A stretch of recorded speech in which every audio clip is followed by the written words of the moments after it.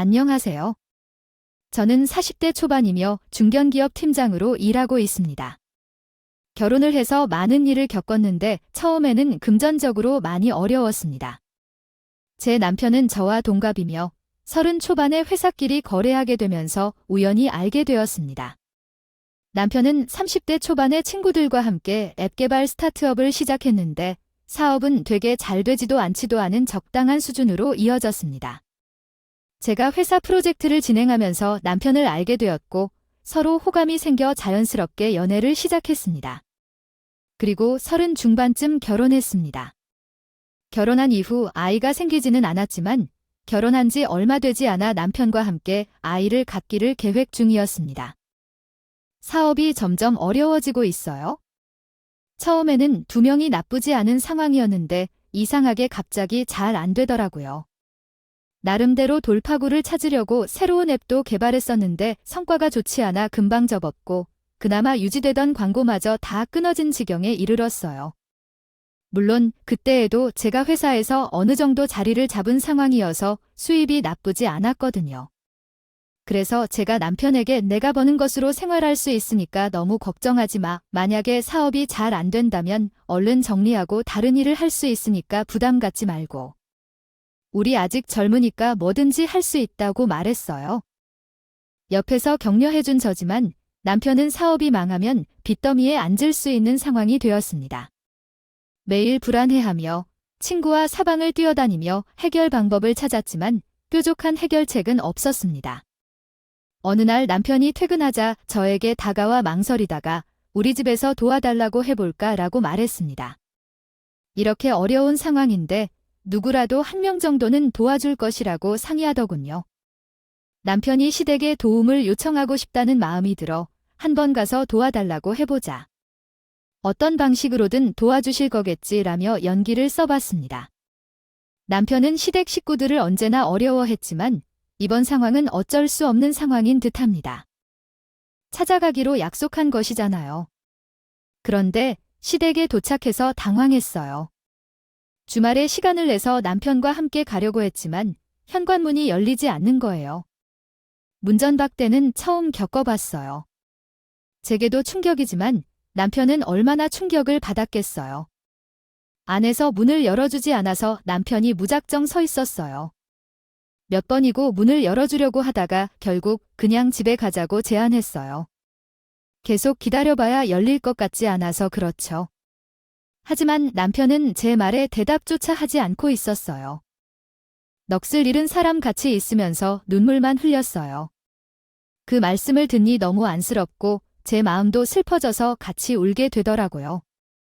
남편에게 전화하며 정말 서러워서 참으려고 해도 눈물이 멈추지 않았고 점점 더 울면서도 시어머니는 문을 열어주지 않았어요.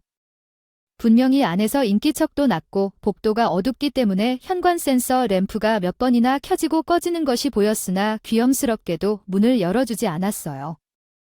사실 남편이 시어머니에게 가끔 전화하며 이렇게 말했었어요. 엄마, 요즘 사업이 정말 어려워서 도와주실 수 있으면 정말 감사할 거예요. 웬만해서 말씀을 드리지 않는데 너무 어려워서 말씀드리겠습니다. 시어머니는 의리나 형편이 어려운 걸 알고 계시잖아요. 형이나 동생에게 물어보는 건 어떨까 생각해요. 제가 여유가 되면 당연히 도와주겠지만 지금은 여력이 부족하다고 말하며 회피하셨어요. 그러나 시어머니께서는 일찍 돌아가신 시아버지가 남긴 재산이 풍부했고 본인도 동네 친구들과 함께 일하면서 돈을 벌어 모든 게 풍족했었어요. 그럼에도 불구하고 남편이 아쉬운 소리를 하자 도와주지 않고 필요를 얻으니까 남편의 입장에서는 매우 상처받았을 것이라고 생각해요. 관련하여 아들이 이런 현상을 계속해서 받게 될 경우 좋지 않은 영향을 받게 될 것입니다. 셋째인 집의 둘째로 태어난 남자친구는 어렸을 적부터 차별을 많이 받았어요. 그 이유는 형이 장남이기 때문이거나 동생이 막내여서 신혼부모님이 잘 챙겨주셨기 때문이에요. 둘 사이에 끼게 된 남자친구는 어색한 위치에 있었고 항상 가족들에게 뒷받침을 받는 입장이었죠. 저는 외동이지만 예전부터 남자친구와 비슷한 상황에 처해 있는 형제 자매들을 많이 봐왔어요. 그래서 남자친구의 입장을 100% 이해할 수는 없지만 어느 정도는 이해할 수 있었어요. 옆에서 차별을 받는 모습을 보면서 항상 안타까웠어요. 남자친구는 시어머니와 시아버지에게 항상 인정받고 사랑받고 싶어 노력했지만 평생 밀림받는 일이 대부분이었어요. 제게 만나기 전까지는 애정 결핍이 심했다고도 해요. 그래도 상황이 조금 나아진 것 같긴 하지만 문전박대를 맞아서 가슴에 대못이 박혀버린 채로 우리는 시댁 현관 앞에서 울면서 겨우 진정하고 친정에 가기로 했어요. 차에 타고 우리 친정에 먼저 가자고 했어요. 일단 급한 불은 꺼야겠죠? 당신이 불편해할 것을 알지만 그래도 친정에 가서 도와달라고 부탁해보자고 제안했어요. 남편은 솔직히 말하면 처가댁에 찾아가서 도와달라는 것이 자존심 상하고 장인어른이 너무 어려워서 내킬 마음이 안 들고 힘든 시기에 손을 내밀어 달라 하시리라는 생각에 망설였답니다. 저희는 현재 우리가요? 찬밥이랑 뜨거운 밥 중 뭘 고를지 고민하다가 남편에게 좀 화를 내었고 결국 남편도 제 말에 고개를 끄덕였어요. 그래서 제가 급하게 남편 손잡이를 잡고 친정에 갔어요. 우리가 현관에 들어설 때부터 표정이 좋지 않았거든요. 솔직히 문전박대를 당한 기분인데 이 서운함을 어떻게 숨길 수 있을까요? 전반적으로 표정도 안 좋았고 눈도 붉어져서 들어가자마자 부모님도 뭔가 짐작하는 눈치를 채시더라고요. 우리가 친정에 들어서면서 별말을 하지는 않았지만 괜히 쭈그러들거나 앉지도 못하고 그냥 서 있기만 했어요. 친정 부모님은 우선 앉으라고 하셨고 치킨을 2마리나 시키신 게요. 술도 꺼내주셨어요. 친정 어머니는 오랜만에 우리 사이가 왔는데 맛있는 게 없네? 치킨이라도 많이 들게라며 아무것도 묻지 않으셨어요. 친정 아버지도 왜 왔는지 무슨 일이 있는지 묻지 않으시면서 남편이랑 술만 마셨어요. 남편의 술을 마시더니 자기 신세한테는 하는 시작했어요. 장인 장모님 앞에서 할 말은 아니지만 솔직히 제가 사업이 너무 어렵습니다. 저도 나름대로 많은 노력했는데 도저히 돌파구가 없네요. 친구랑 열심히 했는데 꽉 막혀버리네. 답이 없어요 사실. 조금 전에 본가 다녀왔는데 어머니가 저희가 온 걸 알면서도 문도 안 열어주시고 전화도 안 받으셔서 솔직히 평생 형이나 동생한테 차별받으면서 살아왔는데 이렇게 아들이 힘들다고 하는데도 전화가 되지 않고 문이 안 열리는 경우가 어디 있습니까? 걱정을 끼쳐드릴까 봐 오지 않으려고 했는데 뜻밖의 찾아와서 너무 죄송합니다 하며 훌쩍거리더라고요. 친정 부모님은 우리 사위가 힘들게 살아온다며 위로해주시고 치킨도 사주셔서 옆에서 챙겨주셨어요. 저는 옆에서 아무 말도 하지 않고 자리만 지키며 있었죠. 그렇게 나는 남편은 남은 내용 또는 문맥이 필요합니다. 술에 취해서 몇 시간 동안 울고 신세한탄하다가 겨우 잠들었습니다. 그러나 다음 날 남편이 부엌에 나가 물을 한 잔 마시고 화장실에 들어가자 갑자기 비명을 지르더군요. 놀라 나가보니 남편의 입이 완전히 돌아가 있었습니다. 구원사가 오신 것 같았어요. 이런 일은 어르신들에게 일어나는 것이라고 알고 있었지만 젊은 사람에게 이런 일이 생기다니 너무 안타까웠습니다. 친정 부모는 즉시 구하나 치료를 받아 후유증이 생기지 않도록 병원에 가자고 하셨습니다. 병원에서 진단을 받은 결과 의사 선생님께서는 심각한 스트레스로 인해 너무 많은 신경이 상한 것 같아요. 이런 케이스는 환자들 중에서 매우 드물죠. 스트레스에 얼마나 시달리셨는지 정확히 알 수 없지만 혈압이 위험 수준까지 올라가 있어서 상황이 심각합니다. 갑작스러운 스트레스 충격이 주 원인인지는 알 수 없지만 효과적인 치료가 빠르게 시작된다면 대부분의 경우 거의 정상으로 회복될 수 있지만 후유증이 남을 수도 있습니다. 계속해서 꾸준한 치료를 받아야 합니다. 이런 말씀을 들은 남편은 슬퍼하며 울기 시작했고 저는 곁에서 위로해 주었습니다. 그때 친정 아버지도 함께 병원에 오셨습니다. 가셨는데 그 얘기를 가만히 듣고 계셨어요. 그렇게 한바탕 전쟁을 치른 뒤 며칠이 지났을까? 갑자기 친정 아버지가 전화를 하시더니 김서방 얼굴은 좀 어떠냐? 얼른 돌아와야 할 텐데. 김서방 괜찮으면 집에 주먹어라라며 남편이랑 저를 집으로 부르셨어요. 제가 퇴근하고 친정에 가니까 친정아버지가 나한테 건물 하나 있는 거 알지? 김서바 자네만 괜찮으면 거기서 가게 하나 차려보게. 지금 상가들이 다 잘 돼서 공실이 없었는데 이번에 1층 편의점 계약이 곧 종료하고 완전히 나가기로 했네. 거기서 가게 하나 차리면 새 출발을 위해 도움이 될 것 같은데 어떠신가요? 그러나 공짜로 껌을 주는 것은 아니에요. 그러니까 사람들이 자유롭게 주고받지 않는다. 임대료를 받을 예정이에요. 물론 제 딸을 위해서 시세의 절반 정도로 받을 생각이에요. 의지가 있다면 열심히 노력해보라고 하는 의도로 갑작스러운 제안입니다. 솔직히 말씀드리면 아버지의 건물은 큰 빌딩 수준은 아니지만 위치가 괜찮고 관리도 잘 되어서 임차인들과의 관계도 좋아요. 그래서 올해 수익도 괜찮았어요. 이렇게 듣고 놀라서요. 입이 말끔히 다물지 않았어요. 남편도 눈이 반짝거리며 친정아버지께 큰절을 하면서 장인님, 정말 감사합니다. 이 은혜를 평생 잊지 않고 갚겠습니다 하며 연신 감사하다고 말했어요. 친정아버지는 나이도 젊으니 기왕 이렇게 된 거니까 역경을 이겨내보라고 격려해 주셨어요. 남편은 그때부터 건물 주변 상권조사부터 시작하고 여러 프랜차이즈 중에서 괜찮은 곳을 알아보기로 했어요. 기존의 사업을 완전히 포기하고 다행히 큰 빚을 갚지 않고 잘 마무리할 수 있었어요. 제가 급하게 빚을 지게 되자 남편이 갚기로 약속했어요. 남편은 이에 대해 미안해하면서도 돈을 많이 벌게 되면 잘 해주겠다고 말했고 그냥 넘어갔어요. 남편은 내게 정말 감사하다며 앞으로 제가 잘 되면 생활비를 내게 맡기고 용돈도 열심히 주어 남부럽지 않게 살게 된다고 확약했어요. 친정아버지는 그대로 거물명을 남길 생각이었지만 남편이 계속해서 눈치를 보며 스트레스를 받을 것 같다고 생각하여 건물을 증여해 주었어요.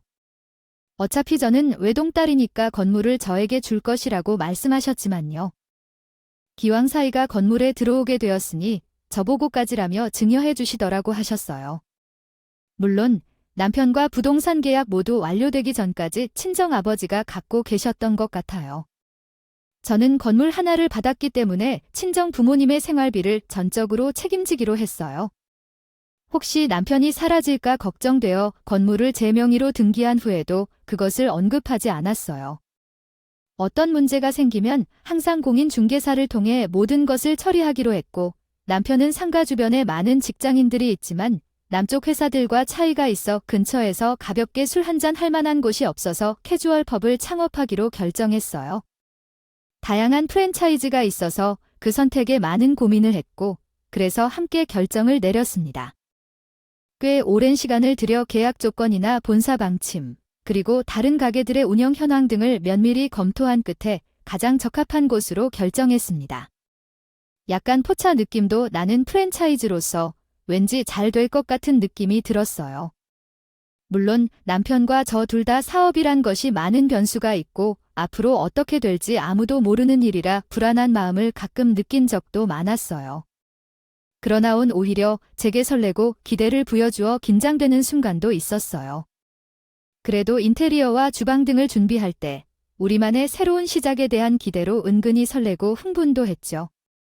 어쨌든 우리만의 새로운 시작을 위해 노력하려고 결심했으며 저희 둘 다 이 일에 열심히 힘을 합쳐 성공하자는 마음입니다. 매일 다짐하고 있었어요. 프랜차이즈로 오픈했기 때문인지 본사의 도움을 받아서 오픈했을 때부터 손님들이 조금씩 오셨어요. 남편은 이번에는 정말 제대로 해볼 것이라고 말했어요.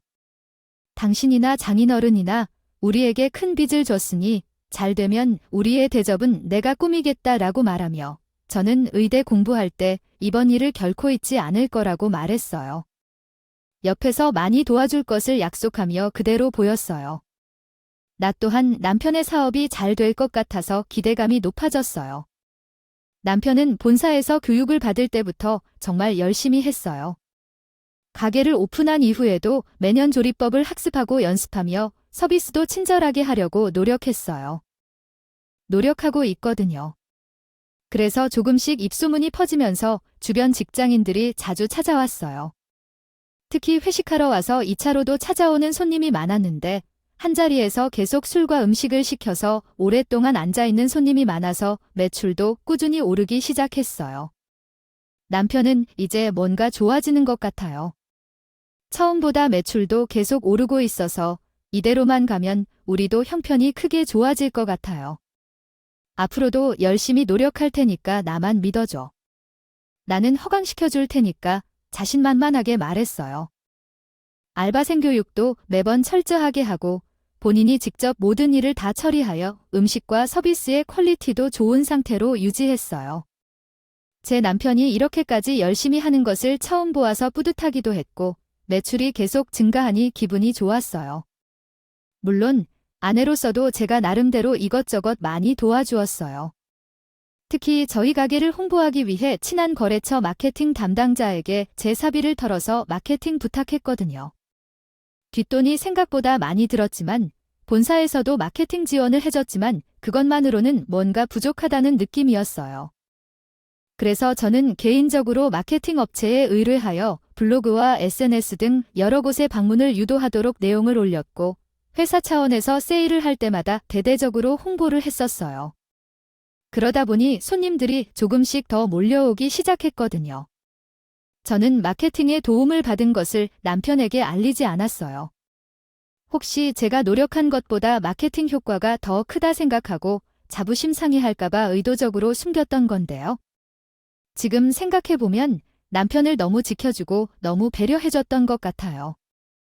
어쨌든 남편이 잘 되어야 나도 잘 되는 것이라 생각해서 회사 업무가 없을 때는 테이블 정리나 설거지도 가끔 도와주며 이것저것 챙겨주고 같이 협력하고 있어요. 제대로 대박이 났는데 근데 호사다마라고 해야 하는 건지 갑자기 시어머니가 남편에게 연락을 하는 거예요. 예쁜 둘째야, 너의 가게 오픈했다며 왜 여태 이렇게 소식이 없었냐고 어디서 왔니 내가 한번 찾아와라며 전화를 했대요. 도대체 어디서 남편의 소식을 들은 건지 그 전까지는 전화든 문자든 한 통도 없었는데 남편 가게가 잘 됐다는 소식을 듣고 연락을 하는 거예요.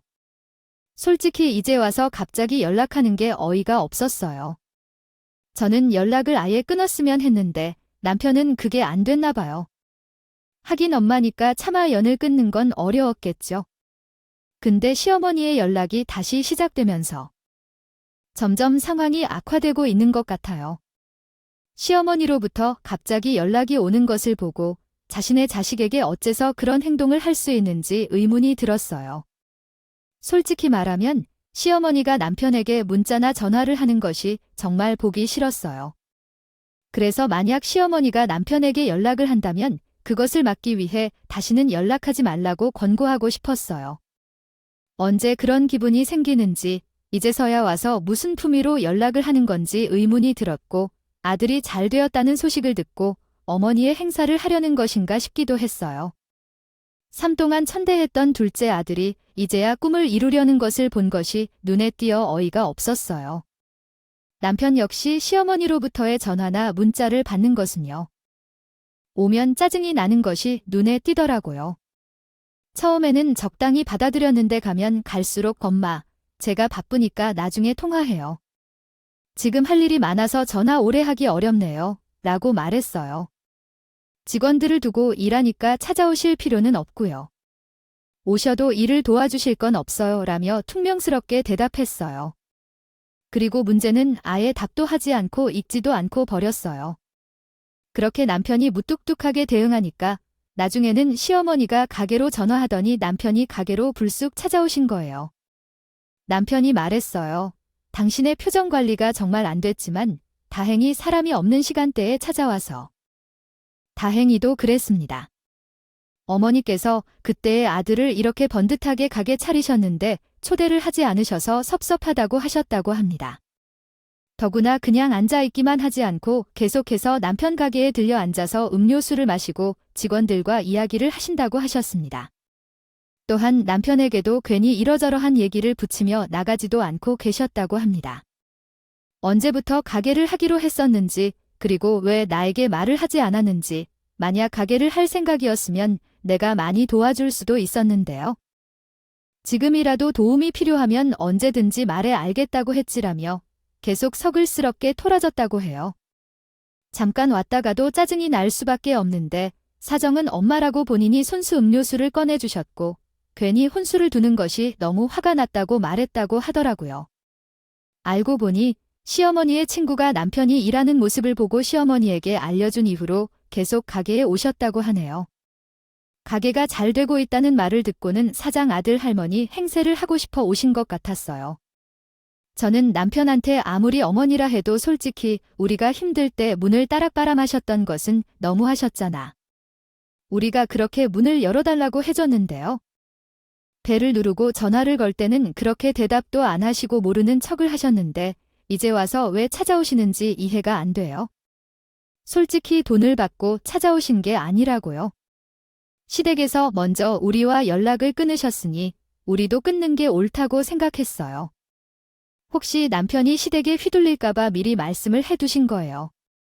남편은 제 말에 이해한다고 했어요. 하지만 피는 물보다 진하다가 남편은 시간이 지날수록 인정받는 것 같아서 좋아하는 듯한 모습이었어요. 처음에는 싫다고 하다가 이제는 시댁에서 인정받으니 기분도 좋아 보여요. 편안해 보이더라고요. 애정 결핍이 너무 심하다 보니 간절히 바라던 상대로부터 받고 싶어 했던 애정을 얻게 되어 마음이 약해질 수도 있으니 이해할 수 있었어요. 그러나 그렇게 줏대 없는 모습을 보니 답답하기도 했어요. 어쨌든 웃는 모습을 보니 다행이라 생각했지만 한편으로는 불안한 마음도 들었죠. 그 과정에서 남편의 가게 매출이 점점 증가했어요. 지금까지 많이 고생하고 열심히 일한 것에 대한 보상을 받는다는 생각이 들었어요. 차도가 오픈했을 때의 매출과 비교해서 약 10배 정도 증가했고 남편이 저에게 힘들게 일하지 말고 직장을 그만둬야겠다고 할 때도 있을 정도로 잘 되어 왔어요. 하지만 성공하면 생활비와 용돈을 책임지게 되더니 막상 잘 되니까 저축해야 한다고 생활비까지 제가 얘기해야 하는 거예요. 벌써부터 변하는 모습에 남편이 믿지 못해서 제 일을 악착같이 계속했어요. 솔직히 이미 건물에서 월세를 받은 것만으로도 부모님을 챙기고 제 삶을 충분히 유지할 수 있었지만 저는 제 커리어를 계속해서 쌓아가고 싶었어요. 그러나 시어머니부터 시댁 식구들이 남편의 가게가 잘 되고 있다며 신거가 제일 돈더고 부터 친한 척을 시작한 것 같아요. 아저씨는 본점을 설치해야 하는 게 아니에요. 이럴 때 프랜차이즈 계약을 해지하고 독립적으로 운영하는 건 어떨까요? 스포츠가 없다고 하더라도 서방님, 혹시 형님이 독립적으로 가게를 운영하게 될 거라면 2호점을 나에게 줘주시면 동생이니까 매장을 좋은 조건으로 오픈할 수 있을 거예요. 정말 믿을 만한 소리를 하기도 했어요. 옆에서 분자민이라는 뭐라 그러고 있었지만 형님이나 서방도 사업 비법이 뭔지 물어보고 있어서 너무 힘들었어요. 시어머니도 계속 우리 아들이라고 하면서 남편을 보고 최고라고 말하며 떠받들어주면서 은근히 뭔가 필요하다면 계속 사달라고 하는 거예요. 얘는 둘째야. 이번에 내가 친구들의 소개 파티에 가야 하는데 옷이 변변찮은 게 없네? 오붓한 발만 사줄 수 있어? 기회가 있으면 괜찮은 걸 입고 나가고 싶은데 여유가 없어. 형이랑 동생들이 너보다 더 벌이가 좋기 때문에 말을 못하겠는데 내가 믿어오니 계속 부탁을 하게 되고 이것저것 요구하기 시작하셨죠. 내가 옆에서 시어머니와의 대화를 함께 듣고 있습니다. 매번은 아니야. 시댁에서 문 밖으로 내다보는 것은 기억해. 남편에게 물었는데 아무 대답도 안 했고 결국에는 다 사준다고 했어. 시간이 지나면서 남편은 주변에서 칭찬을 받으니까 자신감이 생겨서 자랑스럽게 행동하기 시작했어. 사람들 사이에서 위치에 따라 모습도 달라진다는 건 알아도 그런 모습을 보면서 시댁 가족들에게 지배당하는 게 참 답답했어. 후에 알고 보니 시어머니부터 형제들까지 모든 것을 다 낼 정도로 명품 가방, 옷부터 시작해서 시계, 정장까지 모든 것을 본인이 구입하는 거였어. 제가 모르는 것도 정말 많을 것이고 형님이나 동생이 필요한 것도 다 사줬을 것 같네요. 옆에서 띄워주고 챙겨주니까 기분 좋을 때마다 돈을 막 쓰더라고요. 막말로 시댁 식구들에게 돈을 계속 뜯기면서 정작 옆에서 도와준 저한테는 생활비 한 푼도 주려고 하지 않았어요. 어느 날은 제가 남편에게 도대체 시댁에 돈을 얼마나 쓰는 거야 하며 매번 전화 올 때마다 사달라는 대로 다 사주더라면서 나한테는 생활비도 안 주려고 그랬어요. 그러면서 나 어려울 때 옆에 있어 준 건 나잖아. 근데 나한테는 소홀하면서 시댁만 그렇게 챙겨. 너무나도 화를 내며 말했어요. 그래서 이제 남편이 다들 날 인정해주면 어떡하니? 우리 가족들이 나를 좋아해주면 당신에게도 좋은 것 아니겠니? 나한테 잘해주니까 가족들에게도 원하는 대로 도와주고 싶어 해. 그리고 당신도 돈을 벌어오고 가게 월세와 각종 세금, 본사에서 뜯어가는 것까지 모두 힘들어. 내게 나 좀 도와주면 안 되겠니? 자리가 잡히면 잘해줄게라고 했었어. 정말 힘들 때 옆에서 있어준 건 나였는데 내가 도와주지 않으면 당연한 것이지. 시댁만 챙기는 것이 서운했어요. 그리고 친정아버지께 고마운 건 이제 생각조차 하지 않는 것 같아서 조금 더 지켜봐야겠다는 생각을 하게 됐어요. 어쨌든 시어머니는 계속해서 우리 둘째 아들이 똑똑하다고 너무 잘한다고 이제서야 잘 푸는 것으로 다행이다. 앞으로 효도를 잘한다더라 등등 주변에서 떠버려 다니더라고 하던데 그걸 어쩌다가 친정 부모님께서 지인을 통해 전해 듣고 저에게 말씀하시는데 은근히 서운해 하시는 것 같았어요. 그래서 김서방이 잘 되니까 시댁 식구들이 갑자기 찾아와서 친한 척하던데 적당히 잘라내고 있어요. 시어머니의 허풍이 얼마나 심한지 자리만 조금 더 잡히면 장인이 작물 여행을 보내드려야 한다고 노래를 부르고 있어서 조금만 기다려주세요. 다독였으니까요. 그 이후로도 남편은 친정 부모님을 완전히 잊어버린 것 같아서 저는 대신 해외여행 패키지 결제도 했어요. 속으로는 천불이 났지만 그래도 모두의 평화를 위해 중간에서 열심히 노력했어요. 그런데 갑자기 시어머니가 말도 안 되는 소리를 하십니다. 어느 날 온 가족을 소집하시더니 이제서야 제사를 지내야 한다고 말씀하시고 계셔요. 그날의 일은 아직도 생생하게 기억에 남아 있습니다. 온 가족이 다 모였을 때요. 시어머니가 제들아, 이제 둘째도 잘 풀렸고 집안이 안정되는 것 같으니까 제사를 지내야겠다. 여태 다들 힘든 시간을 보내서 제사를 놓쳤지만 이제라도 조상님들을 잘 받들어야 할 것 같다. 일단 다가오는 너희 아버지 기일부터 제대로 지내자. 이제 산은 내가 간소하게 지내왔다면 이제는 상을 꼼꼼하게 잘 차려서 지내고 싶구나. 두 말 말고 내 말을 따라라고 하시더라고요 라고 말씀하셨어요. 그러자 정중만이 흘렀어요. 누구 한 명도 쉽게 말을 꺼내지 못하더라고요. 하지만 다들 하기 싫어하는 표정이었죠. 그대 슬슬 아주버님이나 서방님은 일이어야 한다고 했답니다. 바쁘다 보니 야근이 많아져서 애들을 돌봐야 한다고 하면서 회피하곤 해요. 둘 다 형님이나 정사 눈치를 살피며 당황하는데 제 남편은 아무 말도 하지 않아요. 솔직히 제가 직장에서 일하는 사람이었고 야근을 자주 해서 갑자기 찾아오는 제사에 당황스러웠어요. 하지만 제가 아이가 없어서 핑계를 대기가 어려운 점을 인정해야 해요.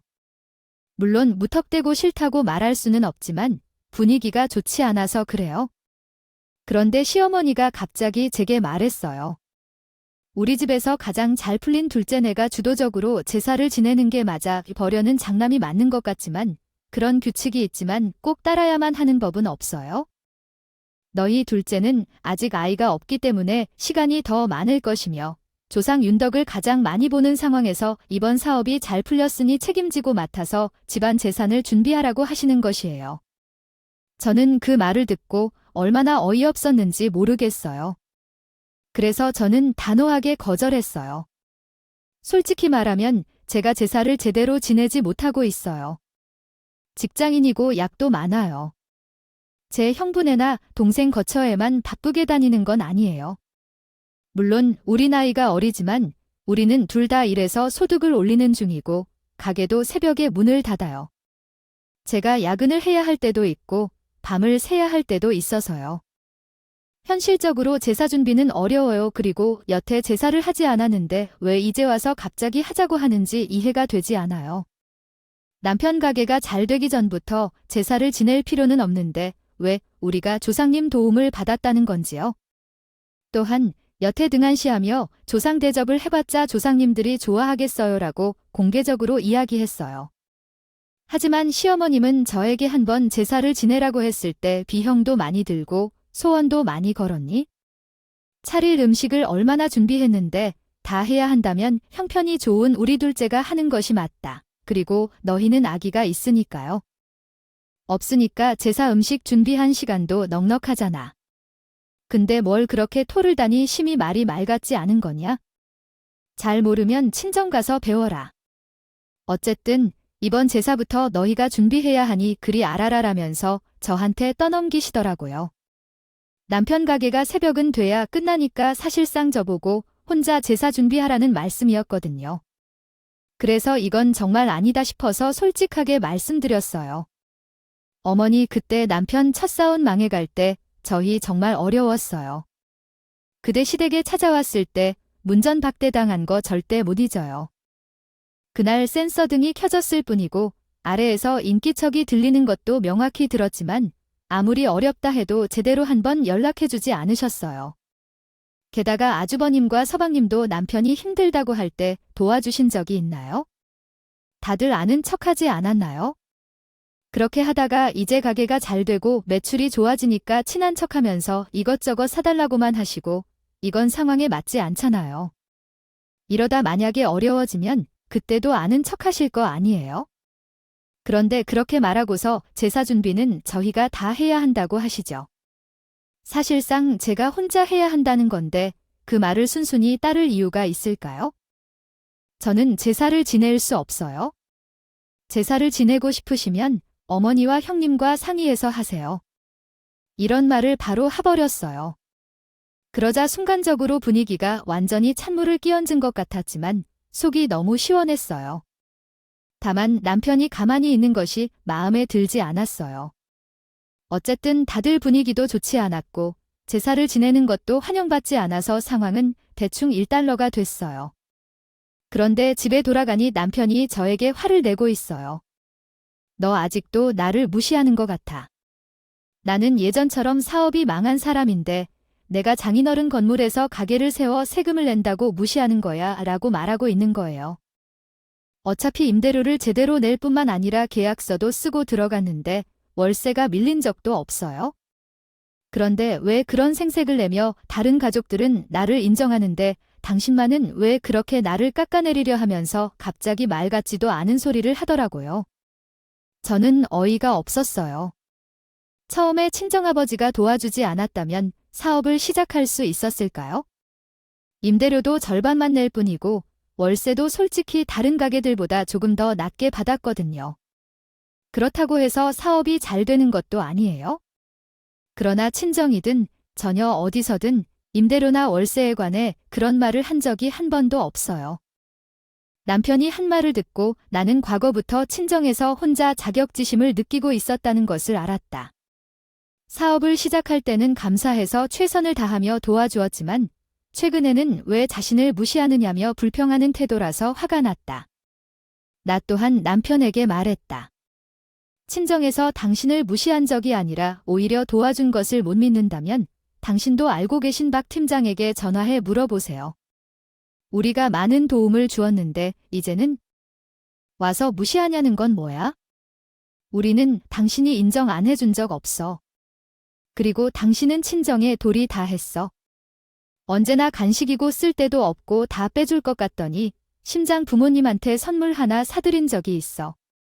시댁에는 그렇게 명품 사주면서 우리 부모님은 왜 안 챙겨드려? 인간이 어째서 그렇게 이기적이야 라고 불같이 화냈어요. 남편은 할 말이 없었던지 시어머니한테 그게 무슨 말버릇이냐고 괜히 말 돌리면서 꼬투리만 잡더라고요. 그래서 저는 내가 못할 말 있어?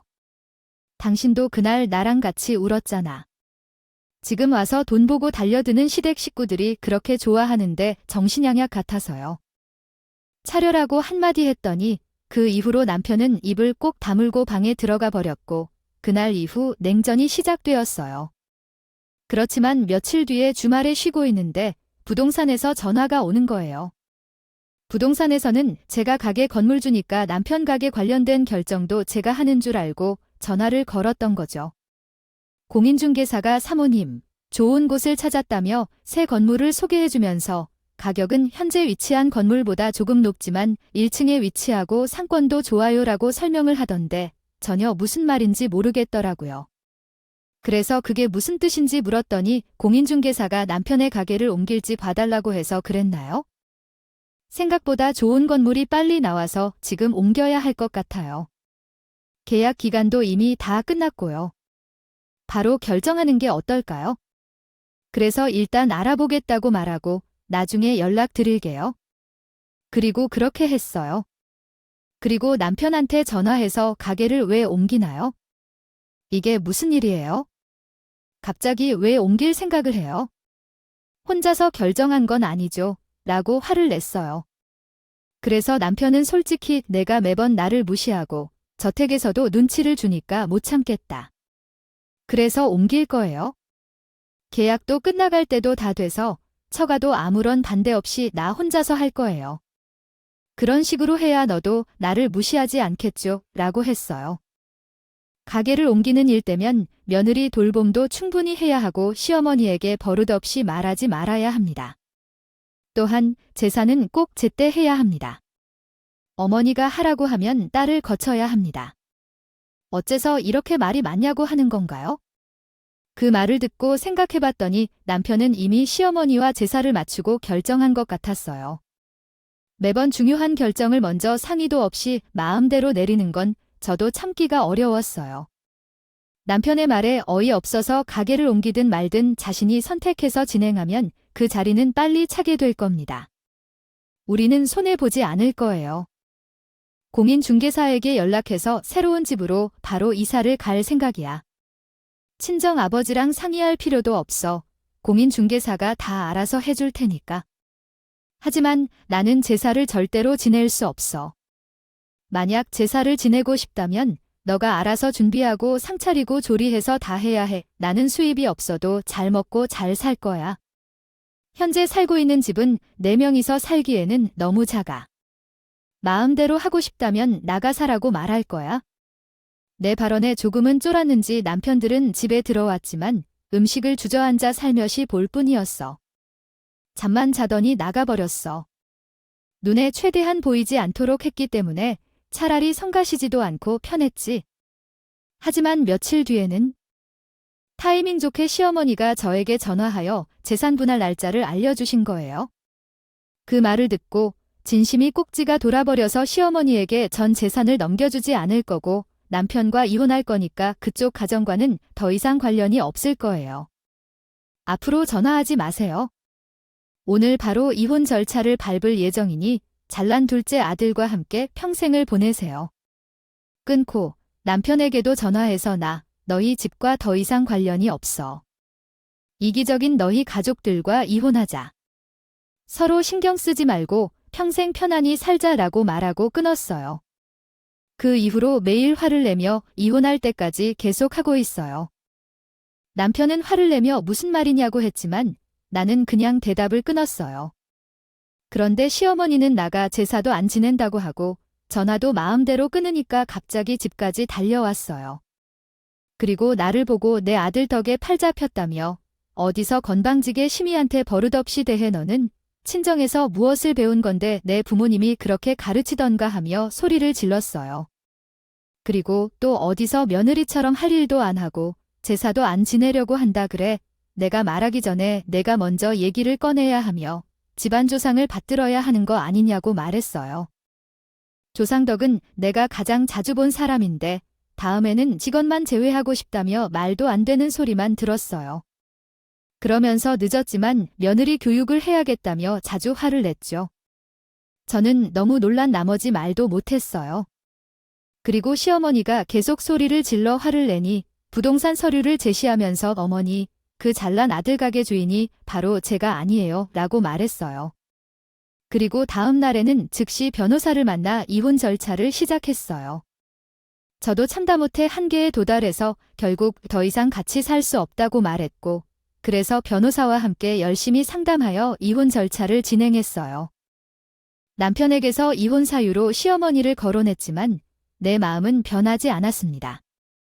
변호사와 함께 준비해서 쉽게 처리되었어요. 이혼 과정에서 남편과 시어머니로부터 위자료를 받았고 재산 분할도 원하는 대로 할 수 있었어요. 남편이 가정에 수월한 증거는 없습니다. 집은 제 명의로 생활비 또한 여태까지 제가 부담했음을 입증했습니다. 빚을 갚아준 것도 있어서 더 유리한 조건으로 헤어질 수 있었죠. 남편은 운이 좋아서 편안하게 가게를 운영한 것에 대해 전혀 몰랐을 겁니다. 제가 그와 싸우기 싫어서입니다. 벌써 새로운 상가를 신규로 계약했고 중개인을 통해서 계약이 진행되어 가게를 당장 빼기 어려운 상황이었습니다. 저는 계약 연장을 거절한 입장이라 남편이 진짜 가게를 이사시키게 되었어요. 주제에 맞지 않고 너무 큰 공간으로 가서 인테리어나 기타 여러 가지로 많은 비용이 들었다고 해요. 하지만 상권이나 사업 아이템과 맞지 않아서 매출이 계속하여 줄어들었고 결국 1년도 못 버티고 망해버렸네요. 새로운 장소로 옮겼지만 임대인은 양심이 없어 계약서에 채운 내용만큼의 보증금을 다 제외했다고 하더라고요. 결국 사실상 남편은 돌려받은 돈이 없이 빈털터리로 나왔어요. 최근에 남편이 도와달라며 나를 찾았지만 그 자리에 브런치 카페가 들어섰어요. 직장인 상대로 장사해서 잘 되고 있고 월세도 꼬박꼬박 잘 주고 있어서 가게를 뺄 일도 없고 남편을 도와줄 일도 없어서 단호하게 거절했어요. 당신은 조상님께 돈을 구해보세요. 앞으로는 제가 당신과 연락을 끊고 살 거고 번호를 차단할 거예요.